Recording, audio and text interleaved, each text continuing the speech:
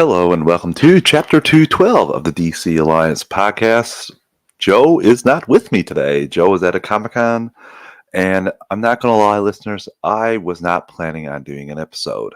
I was on Marvel Alliance last night, and I joked with Chris before we even went live that it's okay if How Line this runs. I'm not planning on doing an episode tomorrow. Joe is away, and we don't have a whole lot. We got some news. It's nice. I can bring it over to next week, but we don't have that ringer of a thing to talk about this week, so it's okay to take the week off. And lo and behold, the move to Fridays actually pays off. We got a Penguin trailer. It dropped. I said that to Chris. I was like, the only way that we're going to go live is if the Penguin trailer drops tomorrow, and that's not going to happen. Well, eat my words. I very well will. So I'm going to react to that trailer, which I'm very excited about. It has a different feel, different vibe, which I will say I do enjoy that from DC side of things, is that sometimes they can have a property that's just completely different than any comic book property you've seen before it. And it's so unique. And again, this whole world is. So I'm excited to talk about that trailer, teaser trailer, I'll call it. It's not a whole lot, but remember, it's a show, it's not a movie, so you don't want to give it away.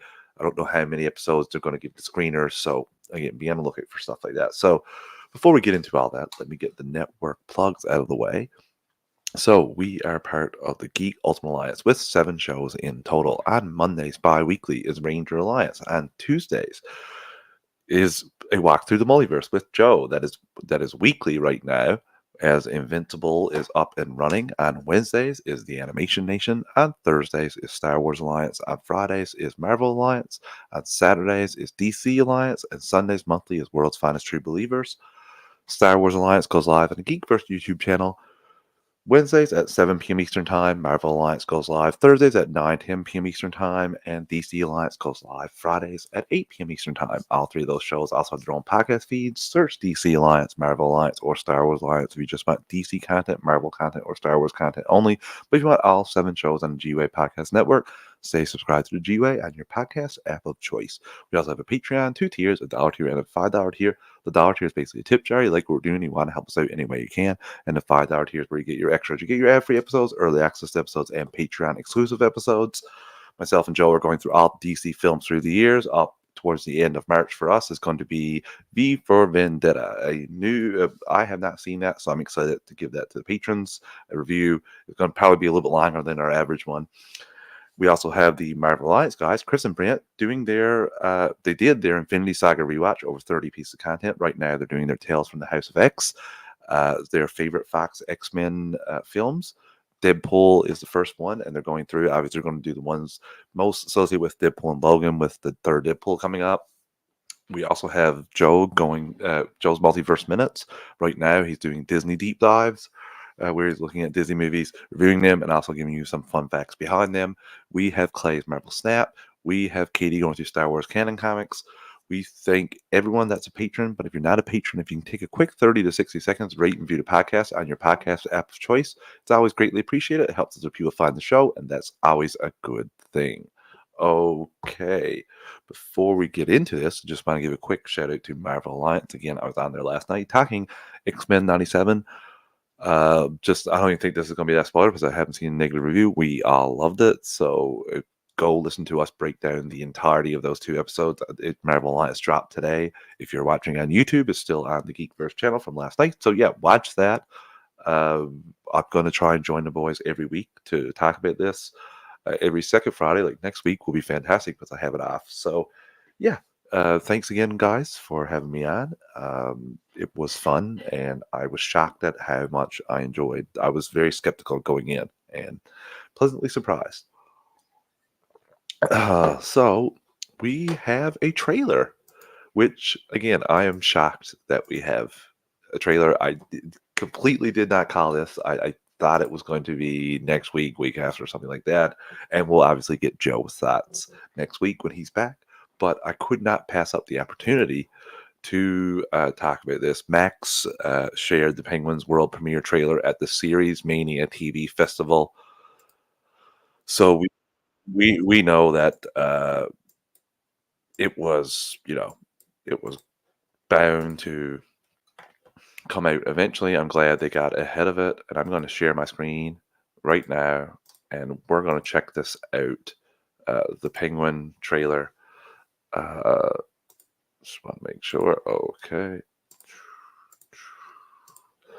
So, obviously going through it, Cole's capturing them. Let's rock.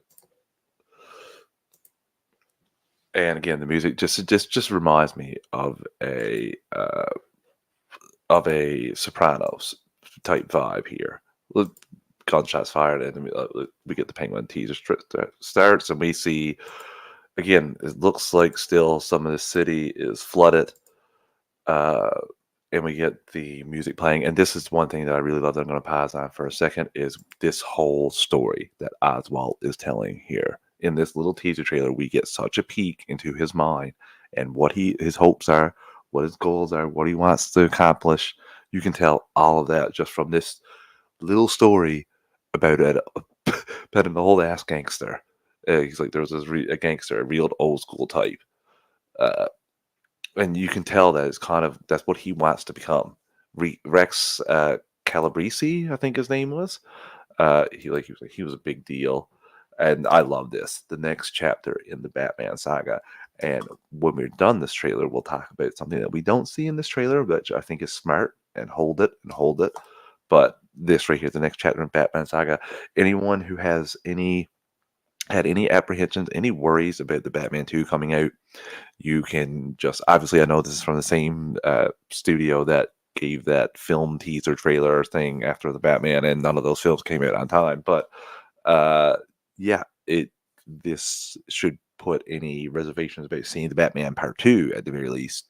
The next chapter in the Batman saga. This was huge for WB. They haven't had a comic book property perform as well in a while. So the next chapter in Batman saga. He said if he saw you out on the street, he'd call out to you. Like they're real mob boss, real Tony Soprano type. And he's like, when I'm 14, he had a heart attack and dies. And while this doing, you just see Penguin doing stuff in the background. And he's like holding a cigar. And this is important too, because he fought to have Penguin have a cigar in the Batman, and the studio would not allow it. They shut it down. They wouldn't allow it at all.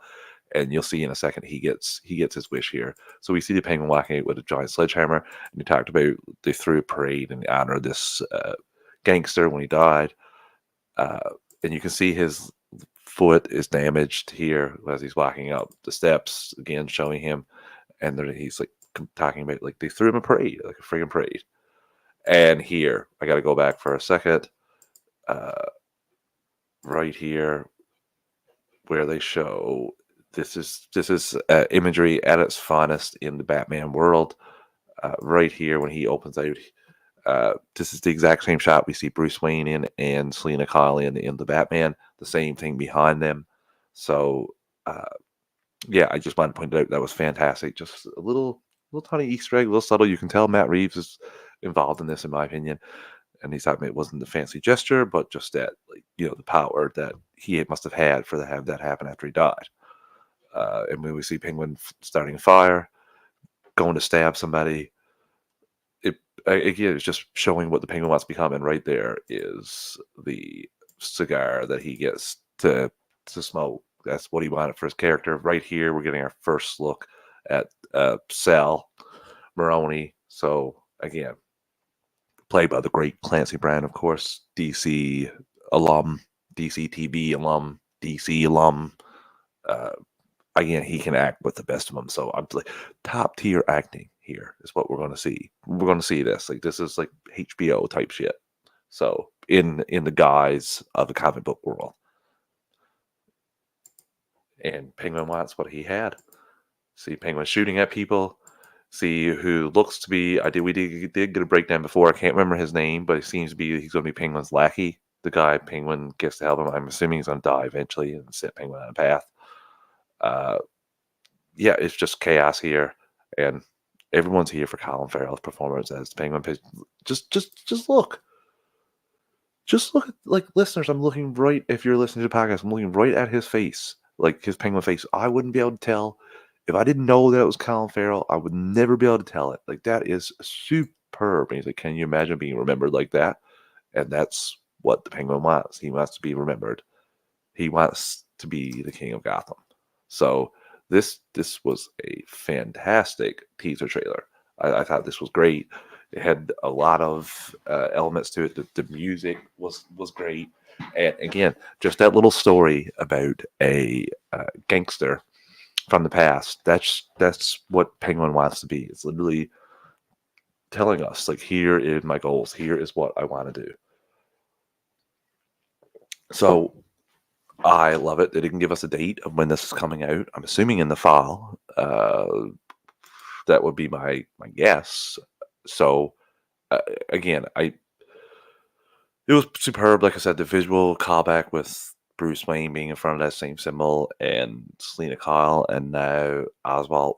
Uh, the main thing here that I want to talk about too, not the main thing, but the main thing for general audience people, we didn't see any bat, didn't see a bat symbol, didn't see the uh, in the sky, nothing. The bat signal. Uh, will we see Batman in this first season? Like, I almost think you have to, especially with the Batman delaying it more. You would think that they would show him. And I know this was finished before they made that decision, but I would have him anyway. I wouldn't put him in until towards the final couple episodes. I wouldn't want it to take away probably the fourth episode and give the Penguin the final two. But again, if all this shit is going down where the Penguin's taking over Crimeland, Batman would be involved. Batman would be around. He wouldn't just let him move in that someone's space and not be aware of it. So again, that is, they said here it's the next chapter in the Batman saga. So I'm hoping we do see Batman, or at the very least Bruce Wayne. But please give me some Batman. Give me a Batman Penguin discussion where Penguin hasn't done anything yet, or the Batman realizes like I'd rather have the Penguin to deal with than all these different mobs going against each other to try to own a territory. So many possibilities here. So again, that is one of the bigger questions: is will they have the Batman in this, Robert Pattinson? You don't even need to have Pattinson, really. Technically, you could have his stunt double in the suit. But again, if you want him to have some words, but I would do that for the Easter egg. It'd be wild if we don't see an appearance of Batman or Bruce Wayne in this Penguin show. You would think, again, not what I'm watching it for at all, but just trying to rope general audience people in to a show. You would think you'd show the $700 million movie character that this world's based on. Uh, that would have been my initial. I wouldn't show them in a teaser or anything, right? But again, that would be the way to go here. If I were doing it, just to try to bring more general audience people in to the Max product that you're putting out here. Same thing with House of Dragon, the same kind of things you did with House of Dragon. So yeah, and again, if this is successful, this opens up a whole other batch of possibilities within this universe. Why can't we get a story about Selena Kyle? Where did she go after the events of the Batman? Can we see something like that? Joker. Joker has a whole thing. He's just in Arkham. It was a deleted scene, but he's in Arkham. Can I get the backstory for that if you're not going to show me in a movie? Can I get the backstory for that in the show? Alfred. How did Alfred end up to where he is? We got an Alfred TV show, so yeah, scratch that. I didn't watch that, so I won't. But again, it opens up a lot of possibilities here. So I do think that this is going to do well, and I do think it's going to open up possibilities for different villains that we're going to get to see in the Batman world.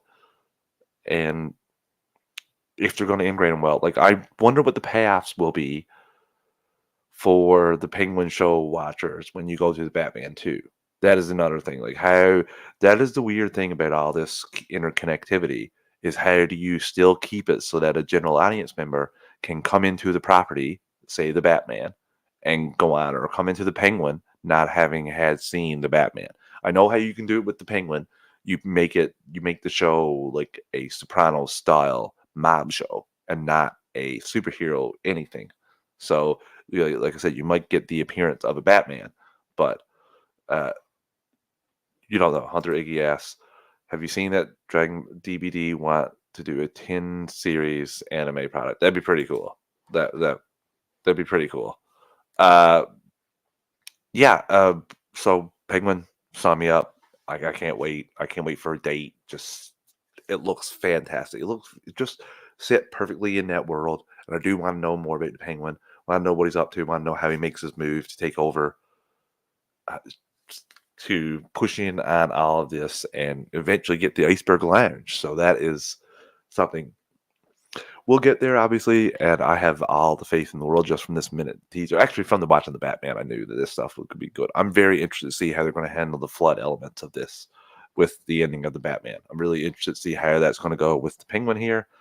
Um, is there going to be annoyances even getting around in certain areas and stuff like that? People things quadrupled off. Maybe Batman's busy because of this shit. Maybe Batman's dealing with a lot of stuff there, so we won't see him in this show.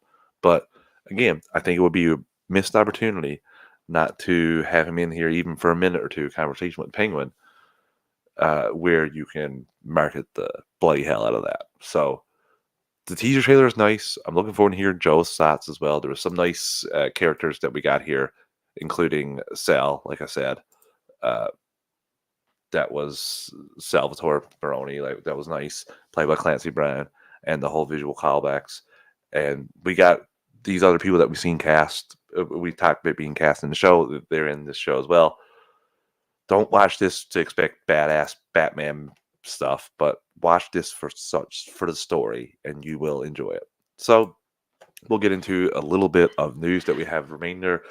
But before we do that, we'll take our only ad break of the evening. Listeners, we're an ad-supported network. We don't pick the ads or the volume. I'm going to give you a quick 3 count to adjust your volume, and we'll be right back in 3, 2, 1. And we're back. Okay. So we do have some news too, listeners. I would have been excited to bring that forward to next week, but you know what? We might get more news.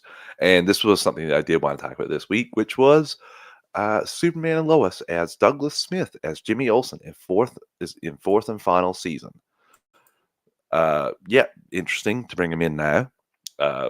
This is the story of TV Line broke it. Another iconic DC character is making tracks to for the CW, expected to premiere this fall. The fourth and final season of Superman and Lois will introduce Douglas Smith as Daily Planet photographer Jimmy Olsen. TV Line has learned exclusively Superman and Lois, the incarnation of Jimmy, is an extroverted 20-something known for being the life of the party around the office. Oh, you can see my face. I know you can if you're watching this live, of me reacting not great to this to this breakdown of this character. Despite being work colleagues with Clark, he is unable to get him out of his awkward shell. According to Jimmy's official description, unaware of Clark's super secret, Jimmy is still determined to become his pal. Smith is best known for playing Ben Hendrickson in HBO's Big Love. Never watched that. Additionally, TV credits include Vinyl. Never watched that. We Rise. Never watched that. I haven't watched a whole lot of stuff, so I'm not really good for seeing this. Yeah. I don't know. I don't know about this. I don't know if they don't say how many episodes they're in. Why would you bring in this character and jettison some of the original characters that you brought in to make them not? I don't know. I don't think I'll hate seeing Jimmy Olsen and not seeing the Cushings either. So, if I'm being honest with you, I would take the trade any day of the week and twice on Sunday. So, yeah, interesting that they're bringing him in the final season, but I'm just hoping that he's not killed off by Lex Luthor, because everyone will riot if Jimmy Olsen is killed off, because he's such a valuable, important, and integral character to the Superman. But I'm sorry, I'm going to be honest with you. A lot of people could be fans of Jimmy Olsen. No, Jimmy Olsen had a comic, my pal Jimmy Olsen, but I don't understand the appeal of Jimmy Olsen at all, like literally at all, except in My Adventures with Superman. I enjoy him. He has his own likes, his own things that he wants to do, and doesn't involve around taking pictures of Superman 24/7. So I don't have any care for for the character. Besides, like I said, the My Adventure with Superman really endeared me. The Superman the animated series one, that was okay, but to be honest, I don't care about Jimmy Olsen. I don't care if he exists in the product or at all. If he is there, it's not going to make me hate anything any less. But I just feel like that's insignificant time to me that I'd rather see on other characters that are more important to the story. It's just for me. I know you got to try to show where Clark, like the things that tie Clark to being an Earthling. But again, Jimmy Olsen, especially in this Superman and Lois, where you're in the fourth final season, winding down, and that's what you're going to do. Only way dramatic, and he doesn't even know Clark's secrets. So again, are we going to have another secret reveal in this season? Like in every season, get a secret reveal of Superman. And again, I remember when Superman's secret was much more clearly guarded, where Batman had to jump through hoops to find out who he was. And we're going to give every person, they're going to lift a truck over everybody and show them. So yeah, I don't know. I want it just a Lex Luthor, Superman family eccentric 10 episode ending of the season, and bring in Jimmy Olsen. I'll obviously I'm going to go with open mind, but bringing in Jimmy Olsen to this season in this show in the fourth season is just, that seems like something that you would do in the second season, not the fourth. So I have faith. I've enjoyed most of this show. So again, cool that they're bringing in another Jimmy Olsen, but like I said, I'm sure there are fans of him. I could care less if that character got Thanos out of existence. It's not going to matter to me. It's not going to. It will not impact any of the Superman stories that I've watched from Christopher Reeves up going forward. It just will be a couple minutes of last time in there, or Superman talking to a lamppost or the TV or something instead, or picks up the phone. I don't need Jimmy Olsen. It's just I don't never found the appeal. It's just me though. Some characters don't hit with people. And he'll be on Superman and Lois, so maybe he'll hit with me there. Like I said, my adventure with Superman was the only one. Now, this is the one that, this is getting my excitement for Joker 2 downgraded a little bit here, as Joker 2 musical details revealed. At least 15 cover songs, original tracks may be added. But this is not a musical, apparently. So, Joker and Harley Quinn are set to serenade audiences in Joker Folly Do, but if and how many original songs will be included in the film is a mystery. And then it says insiders privy to filming and early versions of Todd Phillips eagerly await a sequel to The Joker tell Variety that the movie leans heavily towards being mostly a jukebox musical, as it integrates at least 15 reinterpretations of very well-known songs. One is said to be That's Entertainment from the 1953 musical The Bandwagon, famously associated with Judy Garland. However, there is a door open for an original song or two to be added to the final version. Details, there's going to be an original song with Lady Gaga, of course. Like, of course. You'd think that with her talents. You'd think for sure. You also got like other characters. I'm not sure if they're going to be in it or not, like Zazie Beetz. So, I mean, just the only thing I can ever stick on with the Joker going forward is $200 million is what it costs. $200 million. Like, how? How? You made the other one for 50. Tony Stark made this in a cave with scraps. That's my exact thoughts with the sequel. How do you make 200 million? It's literally, I don't understand. I know we talked about this a couple weeks ago, but anytime we get Joker news, that is where my mind, like, I can't help it, but that's where it goes. Like, how did you get it so expensive? Like, you've really cut the legs off of a profitable film. Your last film was like 10 times, no, 20 times as profitable. Jeez. Oh, sometimes I don't know. The first Joker movie, a Golden Lion winner at the Venice International Film Festival, grossed over $1 billion, like I said. This is going to seem like this is going to land the same as Joker 1 for me, where I watched it once and never watched it again.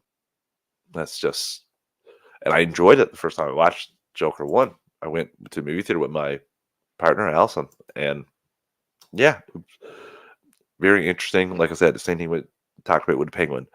DC has these things sometimes where they do these projects and they're so unique. They're not like anything we saw before in the comic book world. Obviously, this is like other films, Taxi Driver for one, but the first film, of course. You got a bit that you're going to do well, but I do not think that this movie is going to do well enough financially for the $200 million investment. And Joker Folly Do is rumored to be released in IMAX 70 millimeter as well. So I'm sure that will lend well to the musical numbers. This is what I'm more excited to talk about, if I'm being honest with you, than Joker Folly Do, is Jennifer Holland is going mad cryptic. Someone wrote to her and said, Jennifer, we want the timeline of the new DCU, please? And Jennifer replied, March 2024, awesome shit. April 2024, fire, fire. May 2024, three different superhero emojis. June 2024, Poseidon Trident person. July 2024, secret stuff that's also fire. August 2024, filming stuff with people who wear costumes and kick major ass. That's all I can share for now. So we know one of those is Peacemaker, of course. That's going to start in the summer. And one is Waller as well. The secret stuff, I assume, is Waller. Or it might be Fire of April 2024. DC official commented on that and said, so we're ready for the fire. So again, there's stuff in the works. I'm excited about it, and I do love how they're doing little hints here. And this is how you do segues, of course, listeners. This leads us into the next thing, which is James Gunn seems to be hinting that there's going to be a Dead Man project for the DCU. I don't think he's hinting at a Dead Man project per se. I think he's hinting at the Justice League Dark group. I think we're going to get that sooner than we think. I think that's a great way to introduce some new characters. Gunn loves those eccentric groups that aren't really on the beaten path of normal JLA, JSA type things. So, yeah, this would be a cool way, and it potentially could be a way to introduce Swamp Thing, or what you're going to do with Swamp Thing, or have Swamp Thing join them by the end. I know we don't want to put constraints on Mangold, but again, just being like, yeah, the end credit scene, we might have this. So, love it. I could not be more excited. I do think, like I said, Dead Man is just one. I don't think we're just going to get a solo Dead Man project. I did see a lot of people talking about that online when this dropped. No, I think this is just tease for Justice League Dark. I do think we're going to get other things as well that are going to lead us to know that that's the route that James Gunn wants to go here.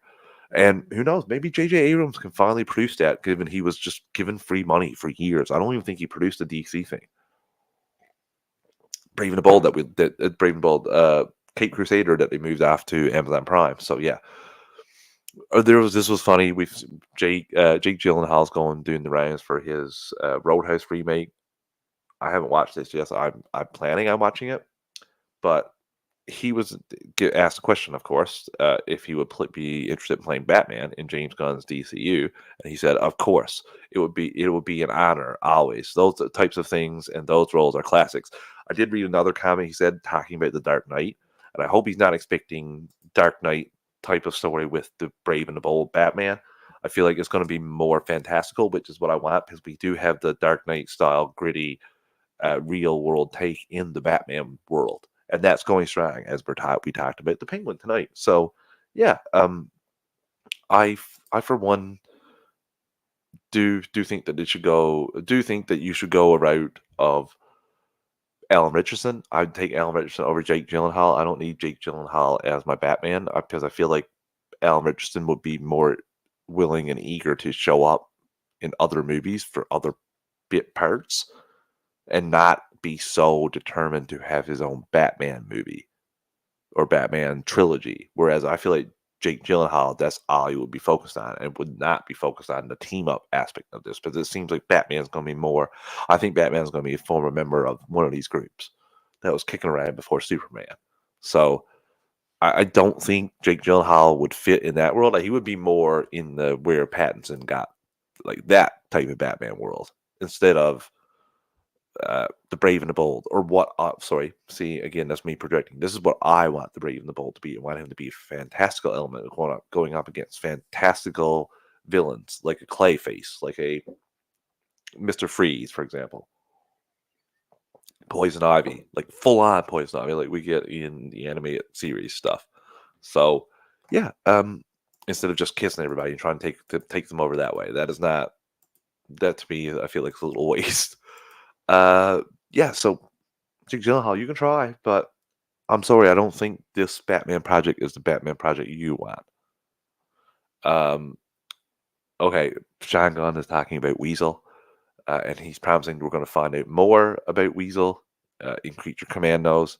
I'm very, very excited for an audience to see that, because it is awesome. I'm serious. It was really cool. It's an animated show, and look, it's like rad. It's rad. I can tell you one thing. Sean Gunn is getting really good at the art of saying a whole lot of things, but not saying anything at all at the same time, because that was a complete circle here. Uh, I'm interested in seeing if we're going to get the Creature Commandos in live action. How many Creature Commandos are going to survive? What is the time period that we're going to see the Creature Commandos show in? I have so many questions about that. The animation. Is this going to be a DC Animations banner? Are you going to take some elements from Marvel? That Marvel Animation banner or like logo or thing coming into the opening, coming into the show of X-Men 97, that is the kind of thing I love to see on DC animation, honoring the animations of the past, going to the animations of the future. So again, you can do that. Bravo to Marvel again and Disney. Like again, what does it take? Minute and a half of that, like in your program, and everyone's like, look at them honoring the past. Look, they know we're coming. We spent 3 to 5 minutes talking about it last night at Marvel Alliance. Just the opening, every character just pausing and talking about them. That's what I'm sure we all did to see, make sure you didn't miss any. But we talked about all the characters that we saw in that opening.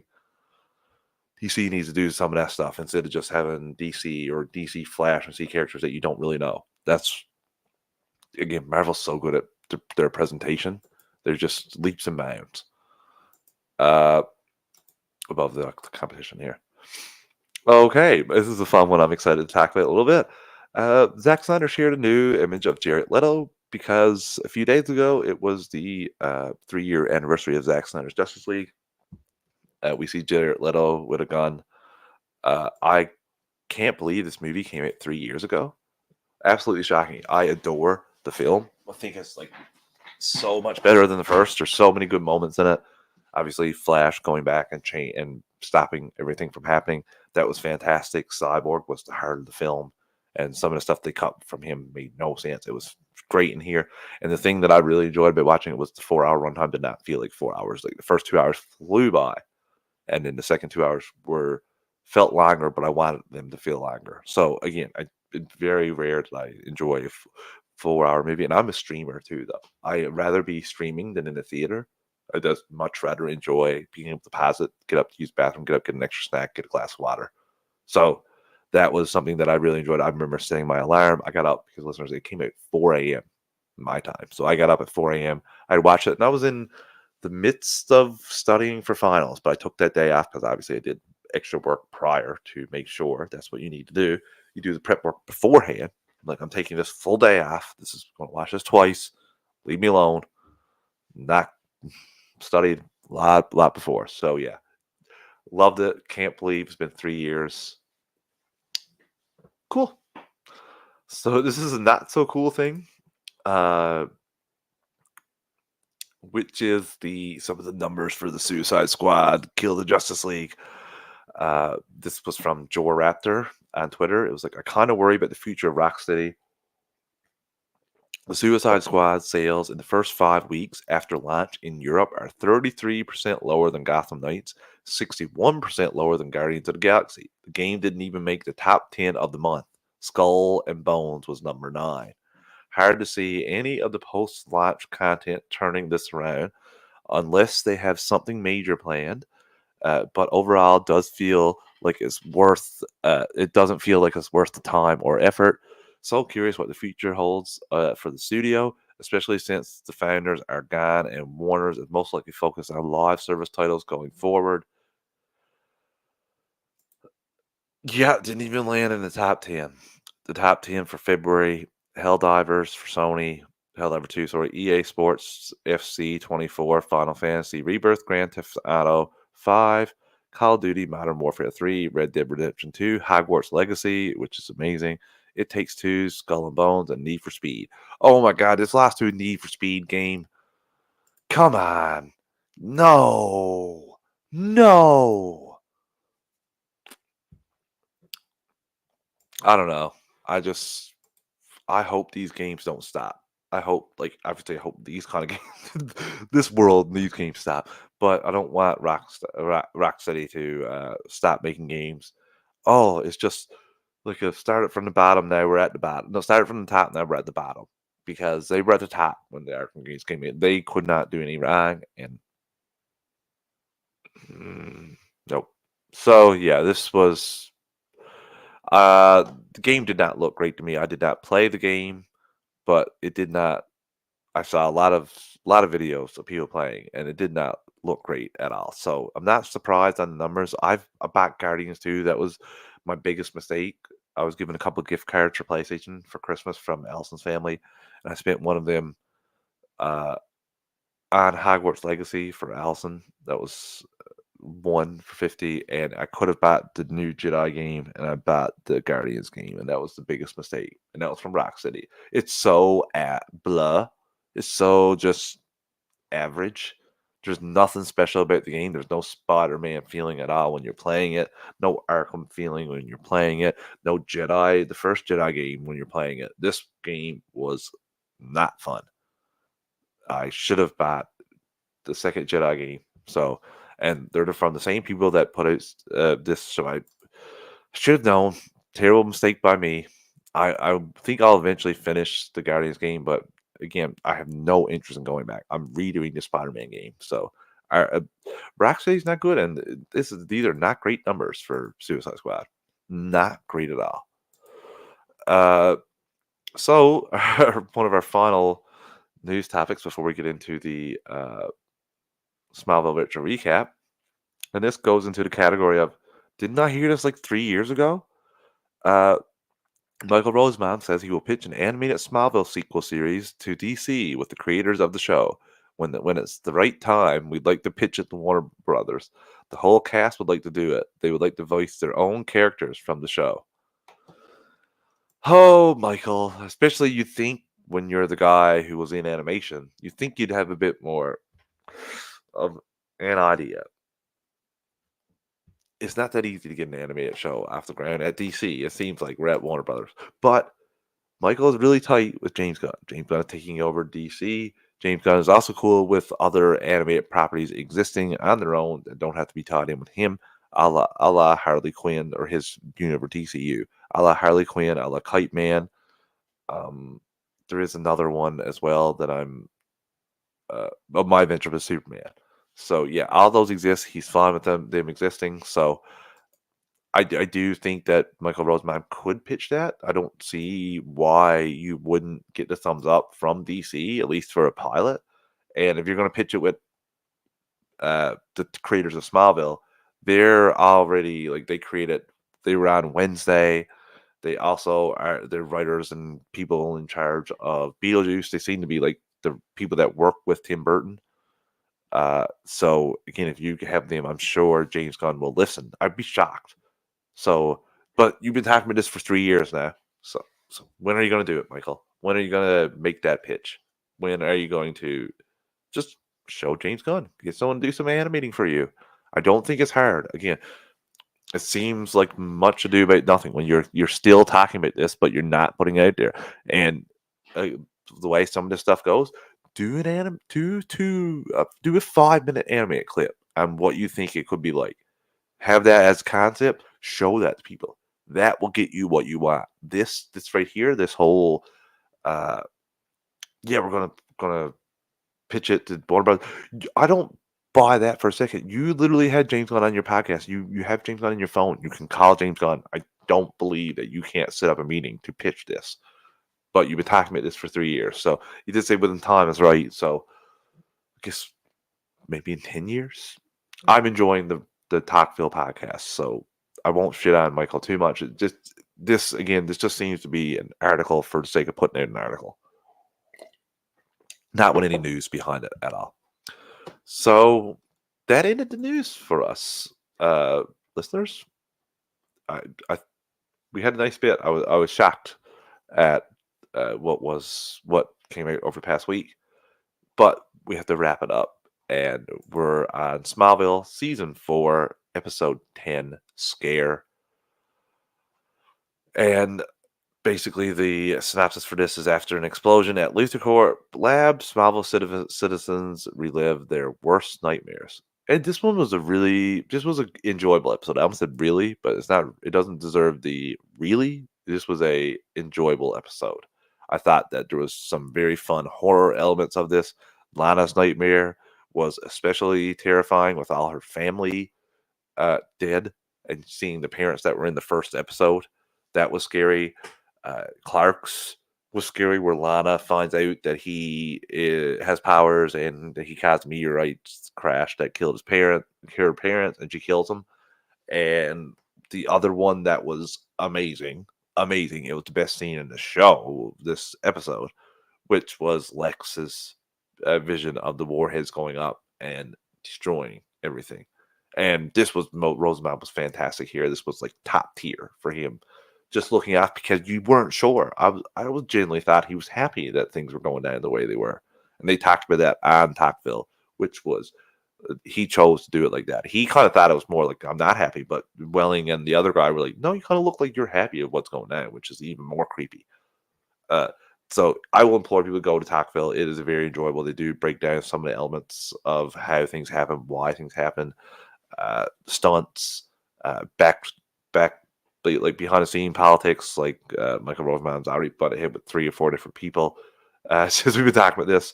One was like a serious actor, so all those stories are fun. This one, Jensen was a bit weird as well in this, and seeing John Glover get out and go into that mysterious freaking limo. You knew that it was going to be like you knew something's going to go. We're not seeing that now, but I'm pretty sure from my memory it was that was Jen. I think that was the Jason's mom, the T lady. I'm not sure though. Also, the doctor here looks so much like Fauci. That's the first thing I thought. He's like, you look like a young Dr. Fauci. And didn't I see you on X Files? That was I thought you were like a weird scientist on X Files. Yeah. So everyone goes down. There's some nice scenes in this, but obviously this is not the best episodes of the season or anything. And I can't stand anything to do with Lana this season. It's just they really messed up with her this season. Okay, that wraps up the episode. This was a fun little solo episode that I didn't think I was doing. So this is the Travis eats his own words episode. We got a cool Penguin trailer that I'll be excited to get Sopranos in the Batman world. And some news. We're getting another Jimmy Olsen in a show that's ending in 10 episodes for his first appearance. And Joker is musical after musical after musical after musical after musical number. It's going to be in that film. Okay, listeners, that wraps everything up. I'll be back next week with Joe, getting Joe's reaction to the trailer, and maybe I'll find some more Easter eggs after watching it another 10 or 20 times, and I'll bring those to the table, as well as obviously the news and our newest episode of Smallville Retro Recaps. Till then, see you, everyone.